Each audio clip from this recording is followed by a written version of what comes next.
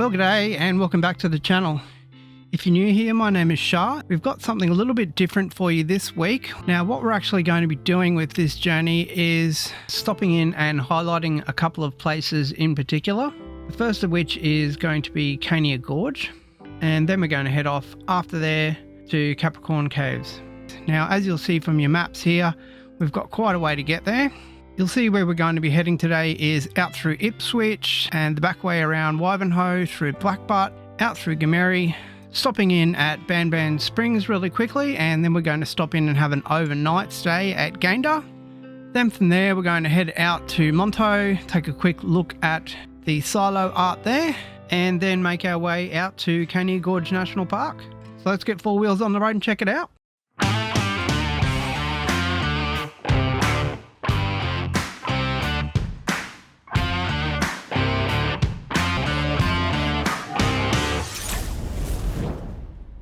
So this morning we've taken the back way to get up towards Blackbutt. So we've gone Fernvale, Wivenhoe, Somerset and around that way, as you'll see on the map here. Beautiful drive no matter what time of year along this road.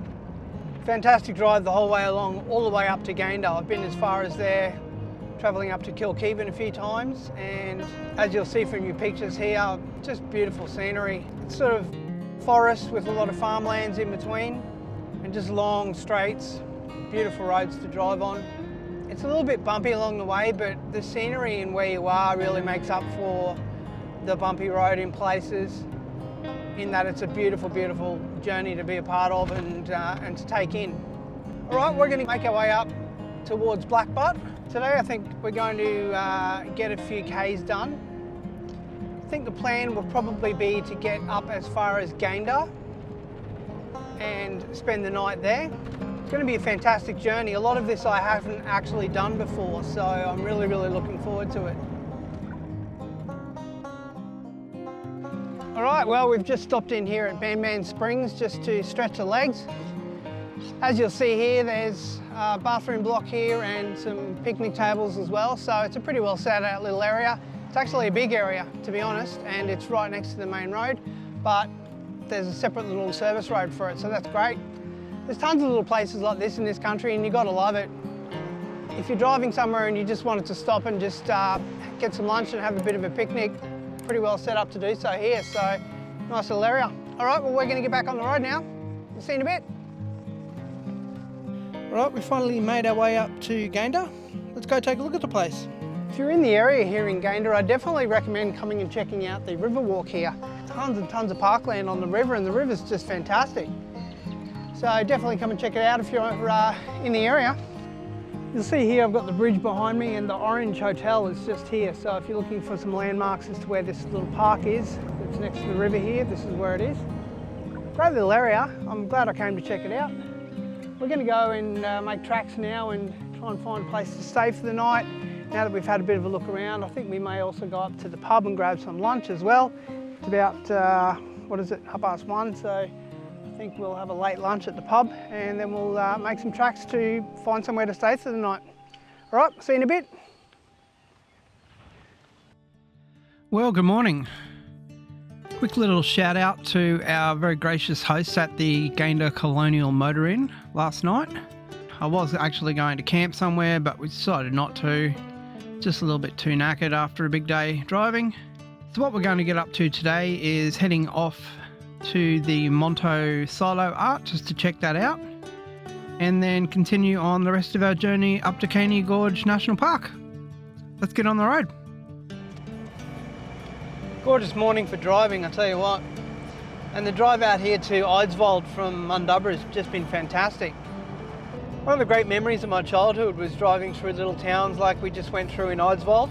I hope that's the way to pronounce it.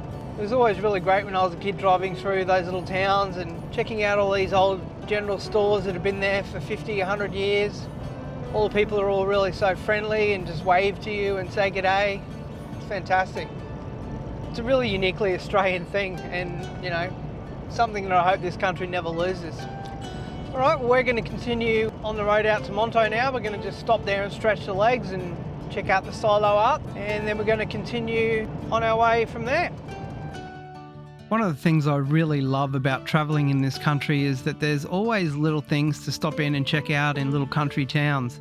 On our way through this morning, we stopped in here to Mulgildy and checked out the big Bunyip statue that's here, and there's a little plaque and a little bit of information about the legend and folklore of the Bunyip in the area here as well, which is pretty cool. And it's always great to stop in and see these things along the way. It really makes stopping in little places just to stretch your legs something that's actually really quite enjoyable. All right, well, we're going to get back on the road now. All right, well, here we are at the silos at Monto. These things are huge. They've got to be like 15, 20 metres tall, something like that, probably 20 metres. Would take a hell of a lot of time to do. Let's take a look.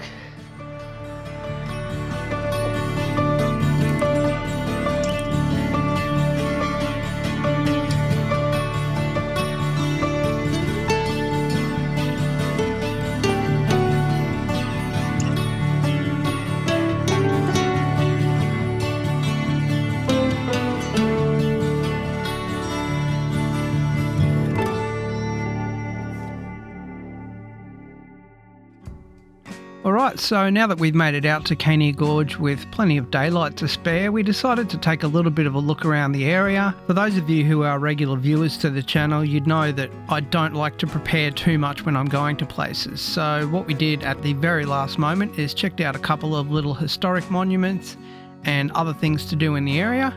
And I didn't realise that there was actually a lake at the end of Cania Gorge, so we decided we'll go and check that out as well.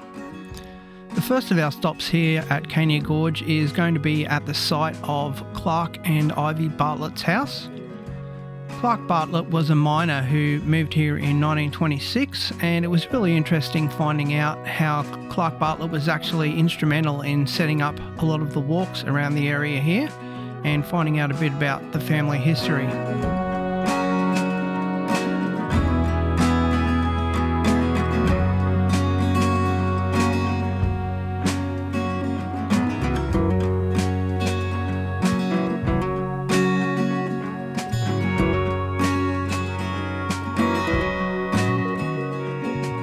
Another one of the stops that we're also going to be making along the way is at Shamrock Mine. It's a pretty short 1.4 kilometre walk up to the mine. So even though the walk here wasn't really that interesting, it was pretty good to get a bit of a look at what the forest and the surrounding area here actually looks like. Alright, well, that's going to be it for us for this week. Next time we catch up, we're going to go and take a look at the dam here at Cania Gorge.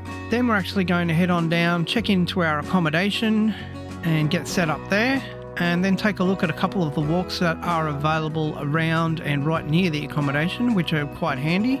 And then we're going to go and take a look at the two-storey cave walk, which is also a very short walk that's available from the day use area here as well. So there's quite a lot in store for next week, and we'll see you then.